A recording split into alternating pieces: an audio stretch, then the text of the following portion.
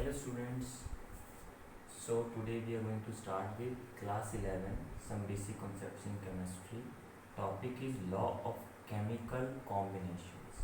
ठीक है, तो इसमें क्या है आपका कि लॉ ऑफ केमिकल कॉम्बिनेशंस क्या हैं कि केमिस्ट्री में जितने भी आपके लॉज यूज़ होते हैं, ठीक है, chemistry is all about chemicals as you know, तो उसमें जितने भी हमारे लॉज जो हैं वो यूज़ होते हैं वो सारे के सारे हम यहाँ पढ़ने वाले हैं. That is law of chemical combinations.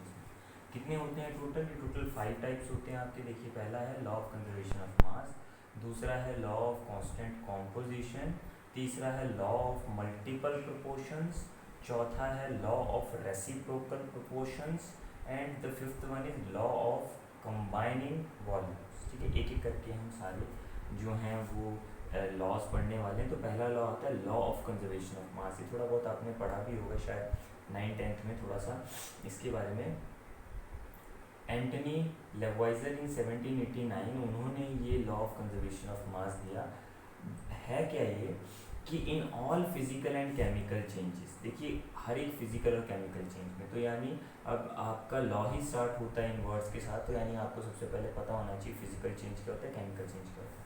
जैसे कि आपको पता ही है कि फिजिकल चेंज मतलब कि कोई नई चीज़ नहीं बनी. ठीक है, जैसे आप बोल सकते हैं मेल्टिंग ऑफ आइस. तो आइस पहले भी H2O ही था. ठीक है, जब आपने उसको मेल्ट कर दिया वो पानी बन गया है, तो वो H2O ही ना, सिर्फ चेंज किया हुआ है, change in state. There is only change in state. कोई नई चीज़ नहीं बनी है आपकी वहाँ पर, वही सेम चीज़ है. ठीक है, so physical change that is a physical change.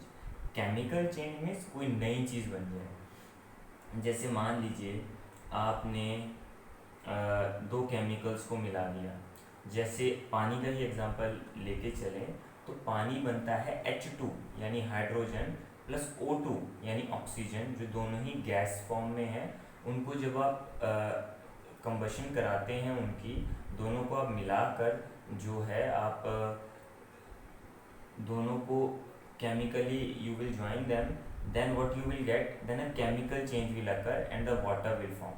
ठीक है, वहाँ पे वाटर बनता है, केमिकल चेंज होता है. ठीक है, सो यानी फिजिकल केमिकल चेंज में total mass of the reactant is equal to total mass of the products. मतलब इसका मीनिंग क्या है कि देखिए, जब कोई भी आप चेंज कराते हैं या कोई भी केमिकल या फिजिकल चेंज, तो जितना चीज़ आप लेकर चल रहे हैं वो रिएक्टेंट जो बाद में आपको लास्ट में मिलते हैं, जब वो बन जाएंगे, तो that is called the products.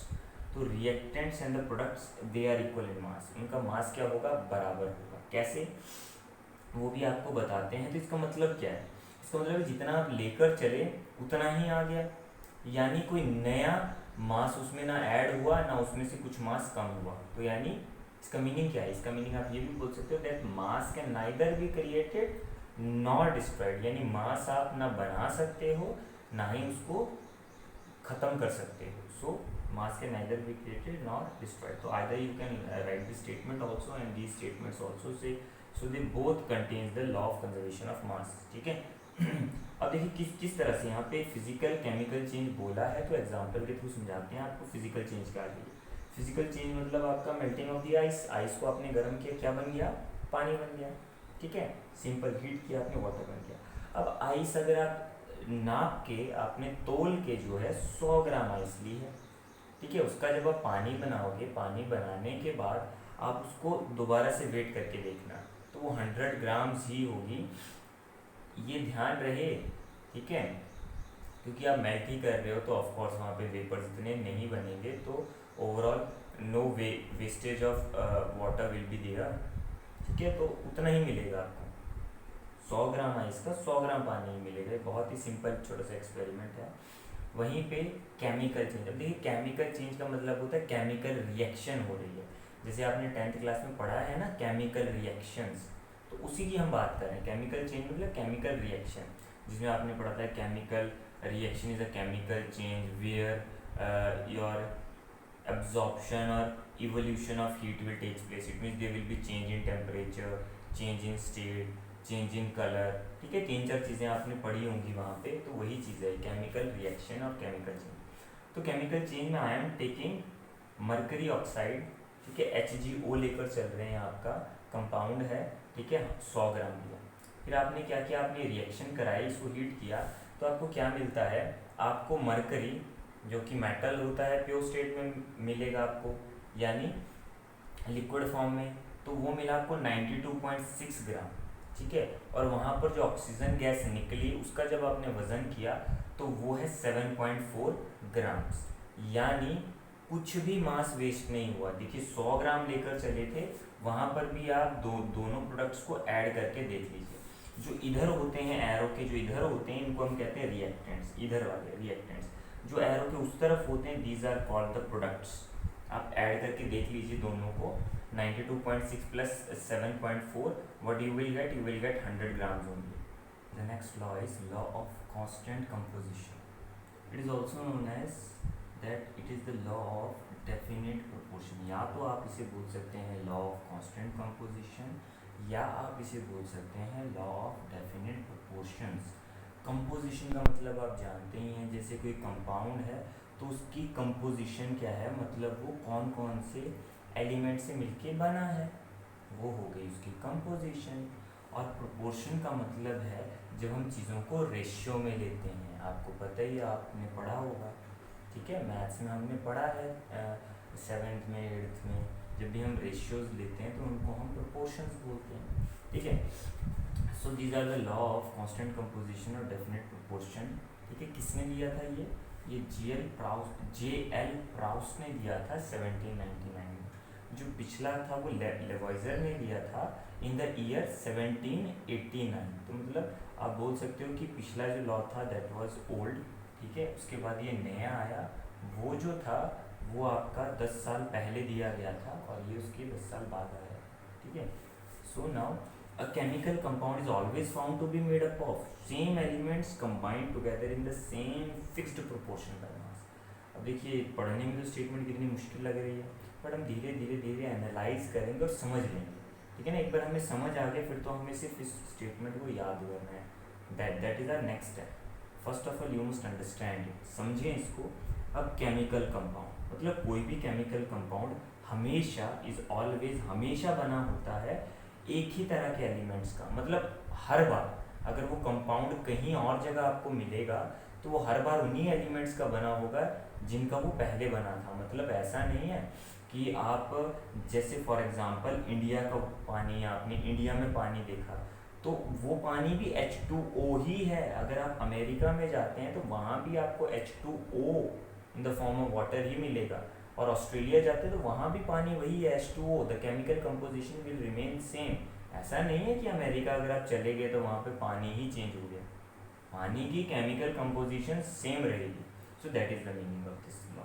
ठीक है, अब इस केमिकल कंपोजिशन को हम कैसे पढ़ेंगे, तो इसको पढ़ेंगे कि उसमें हम प्रोपोर्शन लेंगे बाय मास, कि उसमें जो भी एलिमेंट्स प्रेजेंट हैं वो बाय मास कितनी कितनी हैं। जैसे कि वाटर का आपको एग्जांपल देते हैं, बहुत अच्छा एग्जांपल है। वाटर में आपको एलिमेंट्स तो पता है कि हाइड्रोजन और ऑक्सीजन का यूज़ होता है, आपको पहले भी बताया था कि इनको कंबाइन करते हैं तब वाटर बनता है।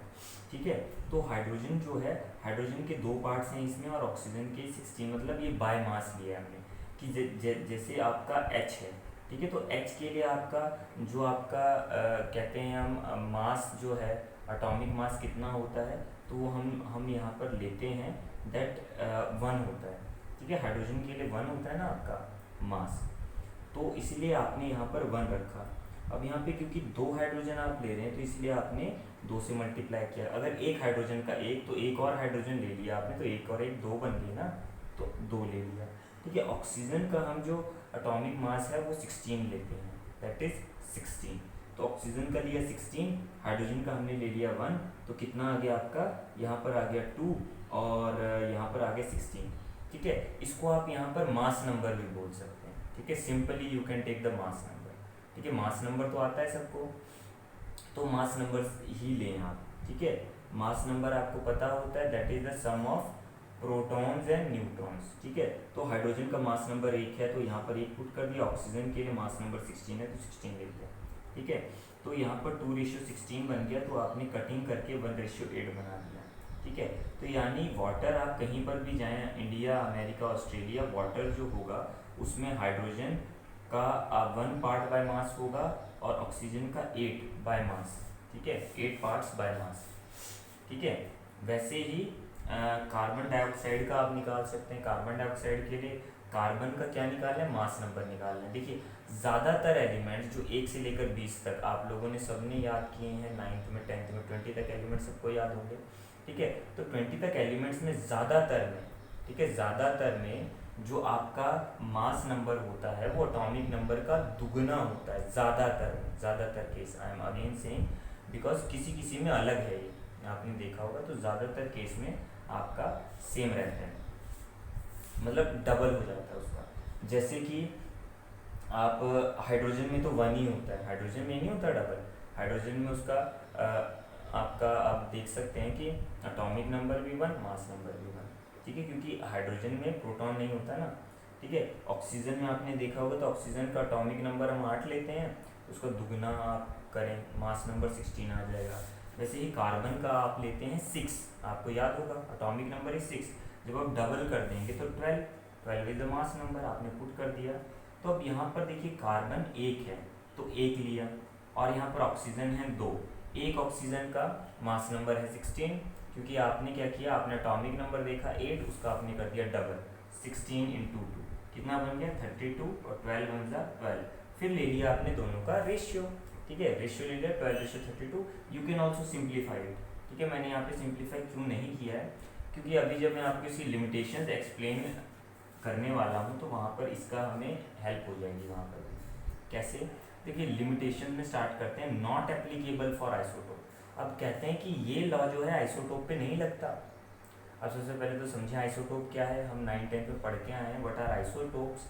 Isotopes are, these are the, आपका ये वो हैं जिनका आप बोल सकते हैं that they are the atoms having same atomic number but different mass number. मतलब एटॉमिक नंबर सेम है बट मास नंबर अलग है। जैसे अब देखिए, जैसे कुछ एलिमेंट्स होते हैं जिनके आइसोटोप्स होते हैं, जैसे मान लीजिए कार्बन है, ठीक है। अब कार्बन देखेंगे आप तो यहाँ पर मैंने हल्का सा 12 लिखा हुआ है, तो ये C12 आइसोटोप है कार्बन का, और वो है C14 आइसोटोप। मतलब दोनों कार्बन में क्या फ़र्क है, ये जो कार्बन का एटम है यहाँ पे, इसका एटॉमिक नंबर तो 6 ही है, उसका भी 6 है, और इसका मास नंबर कितना है 12, उसका मास नंबर कितना है 14। तो दोनों में डिफरेंस क्या है कि इसमें नंबर ऑफ प्रोटॉन तो आपके 6 हैं बट नंबर ऑफ न्यूट्रॉन भी 6 हैं, और उसमें नंबर ऑफ प्रोटॉन 6 हैं बट नंबर ऑफ न्यूट्रॉन उसमें 8 हैं, ठीक है। So that is the difference, ठीक है।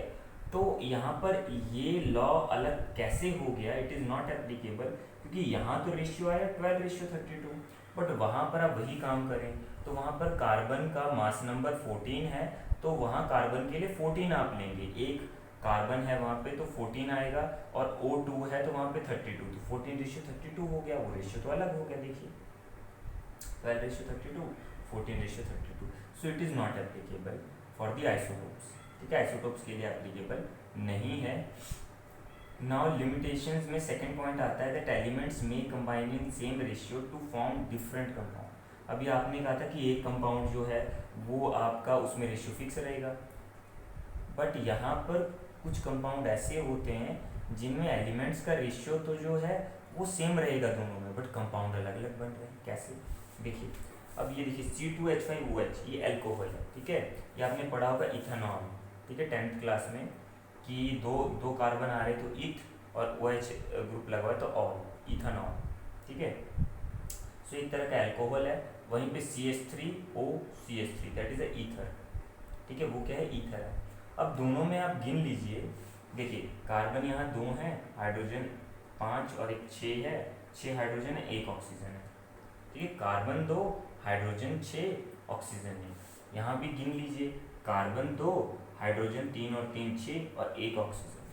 तो दोनों में क्या हो गया, दोनों का अगर आप रेशियो लेंगे कार्बन हाइड्रोजन ऑक्सीजन का, तो 12:3:8, ठीक है, 12:3:8 ही आने वाला है।